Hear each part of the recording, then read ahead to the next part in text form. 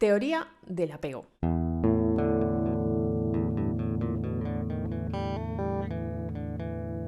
¿Grabando? Es que vamos a hablar de la teoría del apego. Ahora no me apetece hablar. ¿Sí?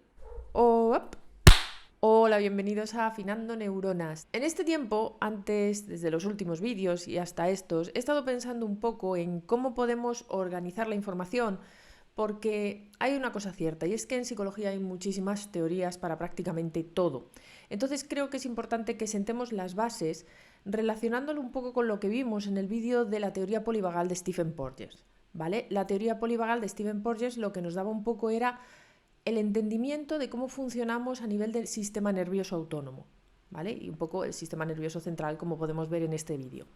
Entonces, esta teoría enmarca muy bien en una teoría que es la teoría del apego de John Bowlby y de Mary Ainsworth. Vamos a hablar de lo que significa esta teoría, de lo que significó cuando se desarrolla y de cómo podemos entenderla actualmente. Bien, cosas que tenemos que tener claras.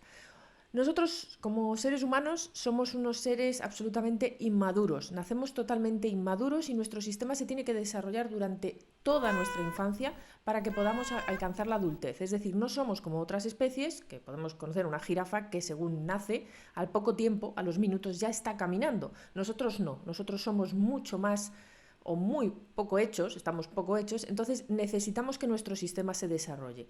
Y ese sistema se va a desarrollar en relación a los demás, es decir, van a ser los demás los que nos ayuden a desarrollarlo. Ahí vamos a encontrarnos que podemos hacerlo bien o podemos tener una serie de problemas en el desarrollo que van a ser los que muchas veces posteriormente provoquen la patología. Nosotros, como decía, nacemos totalmente inmaduros, es decir, nosotros no tenemos ninguna capacidad para regularnos, entonces nuestra regulación y nuestra capacidad para aprender a regularnos va a depender de cómo interactúe con nosotros la madre o cuidadora. ¿Vale? Yo tengo un sistema absolutamente incapaz, entonces cuando yo empiezo a desregularme, mi madre, la figura que me cuida, va a responder correcta o incorrectamente y va a enseñarme cómo puedo ir regulándome. ¿Vale? Esa forma de regularme, si se hace correctamente, yo la voy interiorizando y va a ser la forma con la cual yo me desenvuelva en el mundo y en las relaciones. Entonces, esos procesos de regulación de los que hablábamos cuando hablábamos de hiperactivación o de hipoactivación o de estar regulados dentro de nuestra ventana de tolerancia, los vamos a aprender en esas primeras relaciones que nos encontramos en la infancia, ¿vale? Las figuras de cuidado van a ser las que nos devuelvan la forma en la que vamos viendo el mundo.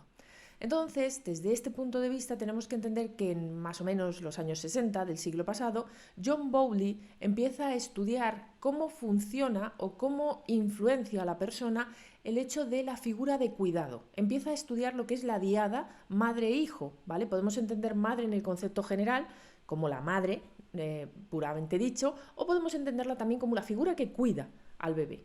¿Vale? Entonces él empieza a estudiar estas relaciones de diada para ver cómo influye en el bebé el hecho de que el cuidador o cuidadora sea de una manera o de otra. Junto con Mary Ainsworth es la psicóloga que desarrolla la situación extraña. La situación extraña es el paradigma experimental en el que se puede ver y en el que se clasifican los tipos de apego. Ella propone un experimento en el que van a someter a los bebés a un estrés para ver cómo reaccionan en relación con su madre. Bien, en la situación extraña lo que hacía el bebé era ponerse, bueno, el bebé y la madre obviamente, en una situación en la que se estresaba, ¿vale? Es decir, estaban jugando en una sala la madre con el bebé, de repente entraba un extraño, ¿vale? Este extraño evidentemente estresa al bebé, la madre sale un momento y deja al extraño, ¿de acuerdo? Posteriormente la madre vuelve, se ve cómo reacciona el bebé cuando la madre vuelve y luego el extraño sale y luego sale la madre y dejan al bebé solo. ¿Vale? Es decir, vuelve a estresarse el bebé porque se queda abandonado de alguna manera durante un tiempo y luego ven cómo reacciona cuando vuelve la madre. Entonces, esta capacidad para regularnos, que nosotros vamos interiorizando, la vamos recibiendo dependiendo de lo empática y sintónica que sea nuestra madre con nuestras necesidades, ¿vale? Nuestra madre o nuestra figura de cuidado, como siempre estoy diciendo.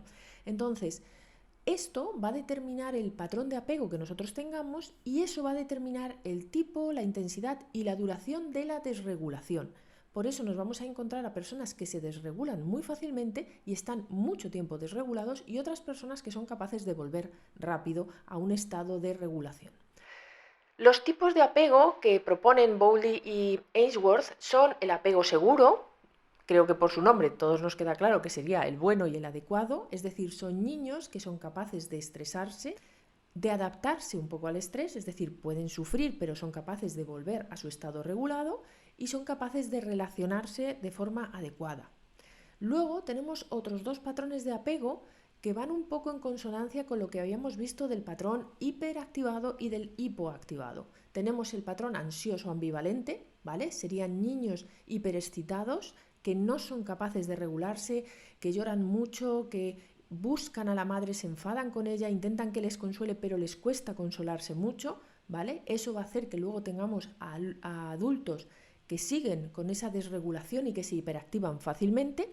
Y luego tenemos el apego evitativo, ¿vale? Serían esos niños hipoactivados. En este caso, no reciben por parte de la figura de cuidado la atención necesaria, entonces entienden que sus necesidades no son importantes y aprenden a como suprimirlas o constreñirlas para no solicitar esa ayuda porque saben que no va a venir. Entonces son niños evitativos que tienden a la hipoactivación.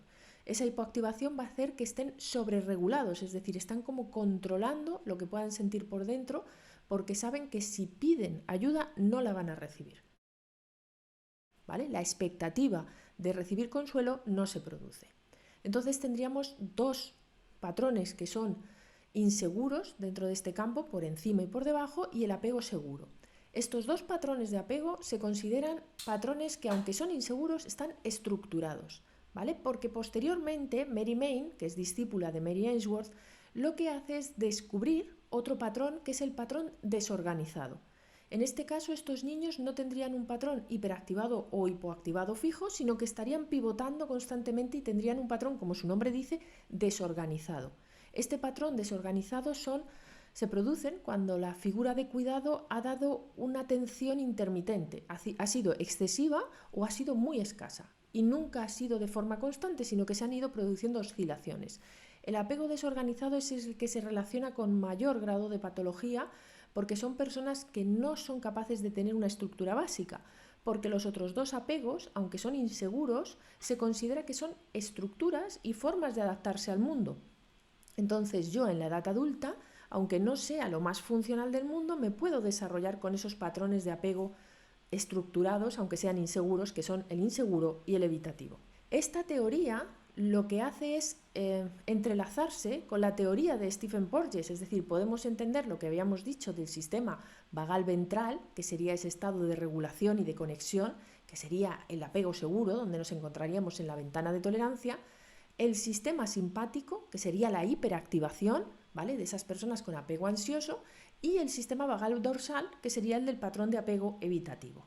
Entonces, al final, nos quedamos con esos tres patrones y luego el peor de todos, entre comillas peor, porque es el que más malestar produce a la persona, donde la persona va simplemente desplazándose caóticamente entre los distintos patrones y es la que más tiempo se produce desregulación, la que más le cuesta, la que más intensidad tiene y la que mayor malestar padece. Algunos trastornos psicopatológicos se cree que están asociados a estos patrones de apego desorganizados.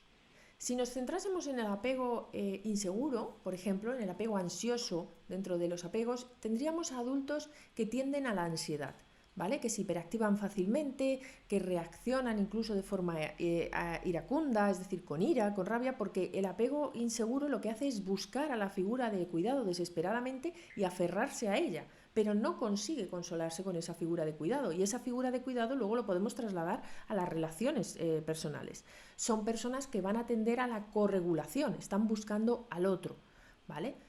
Si nos fuésemos al apego evitativo, encontraríamos a personas que en general están distanciadas, ¿vale? Esa hipoactivación, esa tendencia a autorregularse en exceso, son personas que no conectan emocionalmente porque tienen la expectativa de que el otro no va a estar ahí para ellos o para ellas, ¿vale? Entonces esas personas van a ser más distantes, más frías, más desconectadas en las relaciones emocionales porque tienen esa expectativa negativa. Por otro lado, en el patrón desorganizado pues nos encontraríamos a adultos con muchísima desregulación emocional en ambos sentidos, es decir, sería caos, la palabra que quizás mejor podría definir ese patrón, porque puede pasar de la hiperactivación a la hipoactivación muy rápido, y su ventana de tolerancia suele ser una ventana muy estrecha donde la persona no es capaz de funcionar. Esto sería un poco el marco general de lo que decía la teoría del apego. Evidentemente la teoría del apego nos habla de muchas más cosas, pero nosotros nos vamos a quedar con la idea de que estos patrones de aprendizaje, este patrón de desarrollo que funciona a nivel de nuestro sistema nervioso central y autónomo, va a hacer que nosotros aprendamos cómo nos desenvolvemos en el mundo.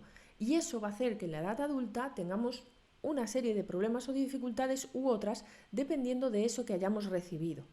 ¿Vale? Entonces, este patrón de apego, este sistema de apego es lo que se considera un sistema primario. Es absolutamente preverbal y lo tenemos como impreso en el organismo, ¿vale? Nuestro cuerpo muchas veces reacciona sin que nosotros seamos conscientes porque todavía no se ha desarrollado toda esa estructura que va a darle más coherencia a lo que está pasando, entonces vamos a reaccionar sin ni siquiera ser capaces de evitarlo. Esta sería, de forma muy resumida, como he dicho, la teoría del apego, y esta teoría la vamos a complementar con información de otro vídeo en el que vamos a hablar de otra teoría que complementa todo esto, que lo alarga y que nos explica desde etapas más adultas cómo ese sistema de apego que es primario se va a combinar con otros sistemas que se consideran secundarios y que se desarrollan posteriormente en la vida de las personas. Adiós. ¿Qué? Luego vas a usar esto.